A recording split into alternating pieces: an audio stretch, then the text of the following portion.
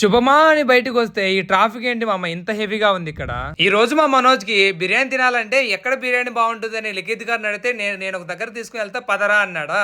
ఇంకా మొత్తం నెల్లూరు అంతా తిప్పిన తర్వాత నేరైతే బుజ్జిగాడి బిర్యానీకి అయితే వెళ్ళిపోయాము.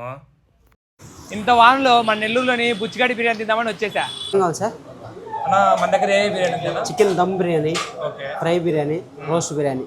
అలా అయితే ఆ మూడు పట్టుకొని వచ్చాను. ఈ వీడియో ఎటువంటి ప్రమోషన్ వీడియో మాత్రం కాదు. ఈ వీడియో ఎందుకు చేస్తున్నా అంటే మా ఫ్రెండ్ రీసెంట్ టైమ్స్ లో బుజ్జిగాడి బిర్యానీ బాగుందని ఒకసారి చెప్పాడా, ఒకసారి టేస్ట్ చేసి రివ్యూ చెప్దామని వచ్చాము.